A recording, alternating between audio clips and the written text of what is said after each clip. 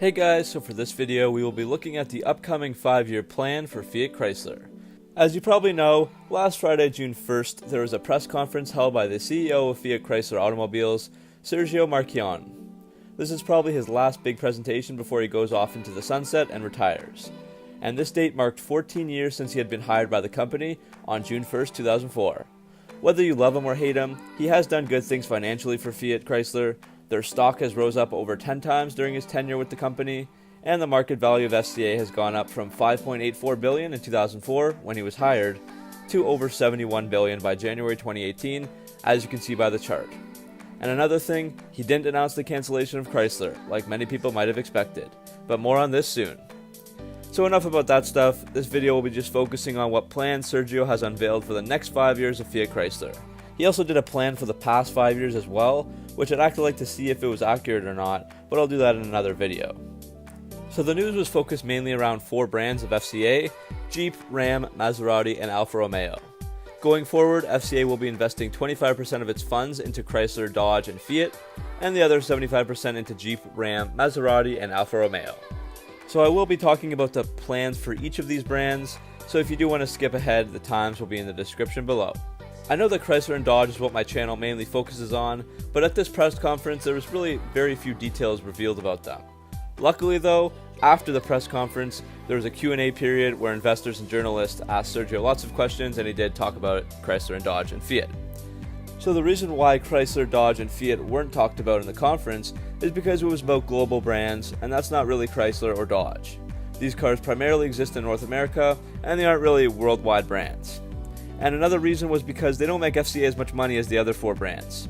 Fiat, Chrysler, and Dodge only combine to make up 20% of the global sales from the company, so I guess Sergio feels that they're less important. But still, as I said, he did talk about them in his Q&A period. So as for Chrysler, as I said earlier, it is not going anywhere, contrary to rumors, but they will be going in a new direction, so they'll likely be only sold in North America in the upcoming years, and there will be a focus on vans and possibly a crossover. So the Pacifica and Pacifica Hybrid are doing well. Currently, that's their vans, selling around 50,000 a year in the US, and they will also be releasing 1 or 2 crossover models to join the Pacifica. If you like the Chrysler 300 like I do, unfortunately, its days are numbered because Sergio flat out said that there eventually will not be any cars in the Chrysler lineup. So looking at the lineup now, basically that means the 300 will be out in favor of a crossover. Sad to see that this car will be in its final years. And also every Chrysler model will have a hybrid or battery electric version by 2022.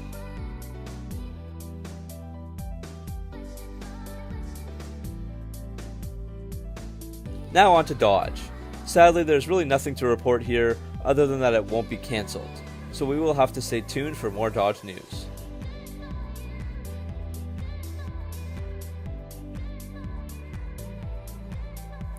For Fiat, there will be an all-electric Fiat 500e, which can get around 112 miles per gallon in the city, and in North America they will be focusing heavily on green and environmentally friendly cars.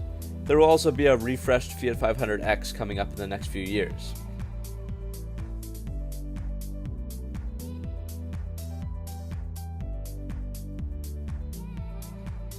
Now let's move on to Jeep. There's an expected 9 new models by 2022, with 10 plug-in hybrid options and 4 all-electric models across the lineup, so they're really ramping up investing in production here. This is a chart from FCA, somewhat confusing though, but it does outline the future product plans for Jeep. Some new models include a full-size Wagoneer and Grand Wagoneer, a Wrangler-based pickup,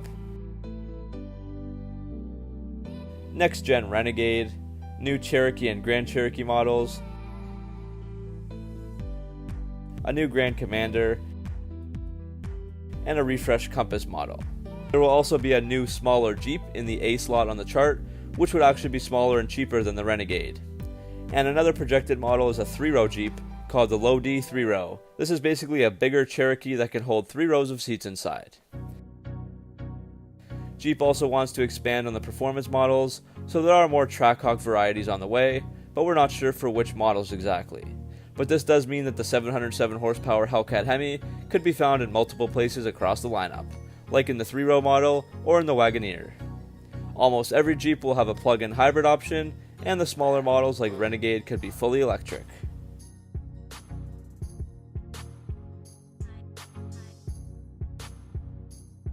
Next up, we shift our focus to Ram. I've done a separate video on this entirely, and you can find the link in the description, but basically Ram boss Mike Manley confirmed that the Ram Rebel TRX will come to market within the next 5 years. This beastly Ram also has the supercharged Hellcat Hemi, and this Ram Rebel TRX is going to battle the Ford F-150 Raptor for the title of the most beastly truck out there. It will also help raise the average price of a Ram 1500, because right now Ford not only sells the most trucks out of anyone, but also has the highest average truck price. This is Ram's attempt to do something to close the gap, and many Mopar enthusiasts are already saving money thinking about this awesome truck. Like I said, if you want more details on this truck, I spent 5 minutes alone talking about the specs and visuals in another video. Sticking with the Ram, there will be a Ram Heavy Duty in 2019 and a mid-size pickup in 2022. If we go back a few years, the Dodge Dakota was very popular, but then the market shifted its focus to bigger trucks and the Dakota was gone.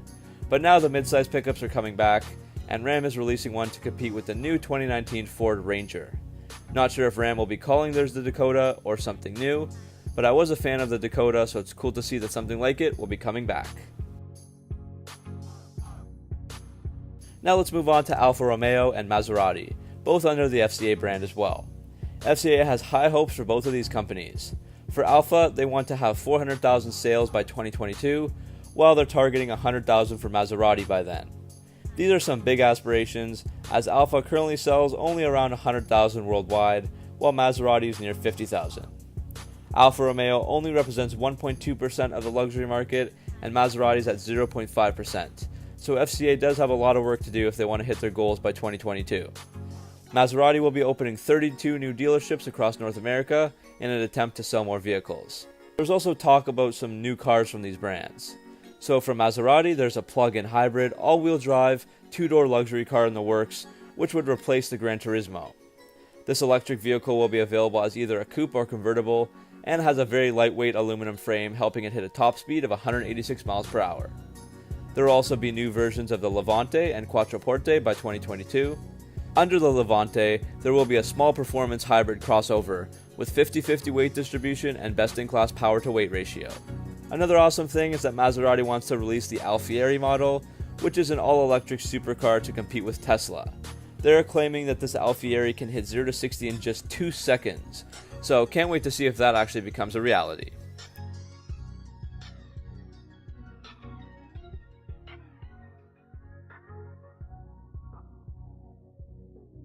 As for Alfa Romeo, there are plans for a new 8C,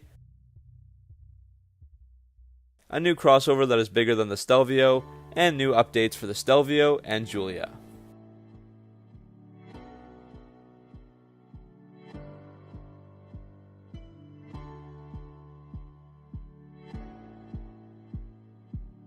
The last noteworthy piece of news is that FCA has partnered with Waymo, sending 62,000 Chrysler Pacificas to them. Waymo began as a Google self-driving car project in 2009, and the hope is that some of the Waymo technology will be available to retail customers in FCA vehicles.